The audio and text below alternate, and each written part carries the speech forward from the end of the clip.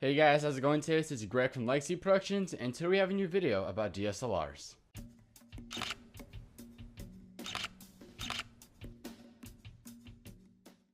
Alright, what is up you guys? And today we have a video talking about the many things that is happening within myself and my production company. I partnered up with several guys and we are planning to do budgets, especially myself, towards new DSLRs that we're going to be getting. To go ahead and match up. I have to say this, Canon is one. Canon is one video. Hear that video. Okay, here we go. First thing I'm going to talk about, the main thing is why did I choose Canon for video? Okay, first thing about this is the thing that's the most common thing that a lot of people get in video, but I don't on Nikon for whatever reason whatsoever. Nikons, once you hit the record button, you lose settings in just about everything. You can't control your aperture in live view mode. You can't control your ISO, and all you get is shutter. So that right there makes Nikon instantly lose, and that's something that I really do not want to deal with anymore, especially when I'm getting into extreme, more run and gun situations. And doing run and gun, it requires a lot of settings adjustments, from going inside to outside, from going to one position to the other, from adjusting actor to readjusting actor, and lighting, changing color gradation, using Kelvin temperature, which once again, this thing has failed. This thing has really failed me. And for those out there beginning with the video, this is perfect for like a studio lighting. If you're not doing anything that's crazy like what I'm doing now, I'm shooting weddings, I'm shooting live events, and it takes a lot to go ahead and keep everything adjusted, set. So this is where Canon wins. Okay, for first camera, I do recommend Nikon. I have to really say this, and the first thing I really have to say, this thing is really good at photos. Nikon is just really good at photos. Their glass is really sharp. Just Nikon has that feeling, that photo aspect that Canon doesn't have at all. I don't see Canon with it at all. I don't see myself getting a Canon for photo. It doesn't grab my attention. I like Nikon, the D7100, the D810. Those perform beautifully in photo, and I just love it. And when I use a Canon, I just don't see anything that grabs my interest. Now, sadly, I'm retiring from Nikon. So, and also my last Nikon's for sale. My first ever Nikon for this YouTube channel. So if you're interested in buying that, please contact me at legacystudios101@gmail.com. I'll send photos of the camera and how it looks. So this is just the old broken D5100. That one is going away. And the new replacement for my B camera. B camera is going to be there for mostly just for the part of. No, that's great. Okay, so my new B cameras, or for slow motion, Sony 1. The reason why I say Sony is 1 and replace Nikon is for A, 60 FPS, B, I love mirrorless cameras, and see the compact size of this specific model right here. This is the Sony NEX5N. I did a review a while back. It was spectacular. This thing has a beefy freaking sensor. That sensor is really massive for a tiny camera like this. Seriously, I never would have expected a sensor of that size. I don't own this camera, so I'm gonna flash it real quick. Look, and the sensor is really kind of small compared to that one. I think it's a beefy one. They're similar, but one's covered up by a mirror, so I'm gonna cover that up because I do not own this camera, and I know Justin will murder me because he doesn't like his sensor exposed, and neither do I. So I'm gonna about to do the same. So first thing I have to say here, Canon and Sony both win in video. Nikon might have some model out there that I may not know of that you guys could comment below that lets you control all the settings like these cameras do.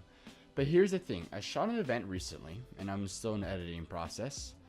This camera here allowed me to control all the settings manually, allowed me to control the aperture. I don't know about aperture yet because I'm using manual adapter lenses to the Sony, so I can't tell you yet till I get a Sony lens. Probably could. So I was able to set the Kelvin temperature exactly to this camera. How so? I was able to control the cabin temperature because this thing has a magic lantern. I set it to 85,000, and yeah, 85,000. This was at 85,000, and I was able to get that nice sun look for those outdoor shots I needed to get, and it was great. Both of these cameras performed miraculously well at the event. Battery obviously was gonna die. Battery's an issue on these, so battery grip investment is perfect. And so these two won. These two replaced the sad Nikon that's on the ground now, and it's replacing Nikon that's recording this video. So I really wish I could keep this Nikon, but later on I'm gonna upgrade to, I'm gonna get a D7100 for dedicated photo, because I do love Nikon for its photo. I just get that sharp and that nice crisp photo at such a cheap price off a Nikon, and I'm gonna keep Nikon for photo because Nikon never lacks on photo. But these are for my dedicated video. I can't shoot photos on these. Now these things here just are not really meant for photo. In my point of view, for some of you, it could mean perfect for photo. But for the price of a T3i, it's the equivalent of a D5100, and it has more features and the flip out screen.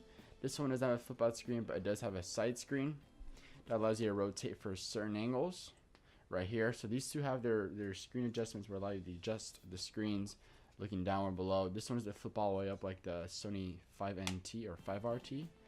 But you know, these cameras have replaced Nikon, and all I have to say here is if you're doing extreme run and gun like what I'm doing, these two fit the aspect. For photo, Nikon.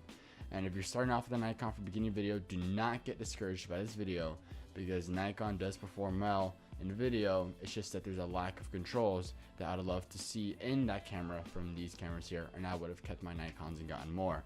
But as for right now, these two have won my heart. Sounds weird for me to say that. And I will be shooting exclusive video on Sony and Canon. Now I'm gonna have to deal with some of the AVC Kodak issues from this stinking thing, and no Kodak issues from this thing. Same Kodak as the Nikon. But magic lantern on this camera here is not even a nightmare anymore. It's literally one of the greatest things I've ever installed on this camera, and I like to say thanks to Justin for letting me borrow it, because magic lantern on this thing is one of the greatest things I've ever experienced in video editing and in video. And I get all these settings, and I'm not going to zoom in to show you, but you get all these extra settings that you don't get, and so does Sony.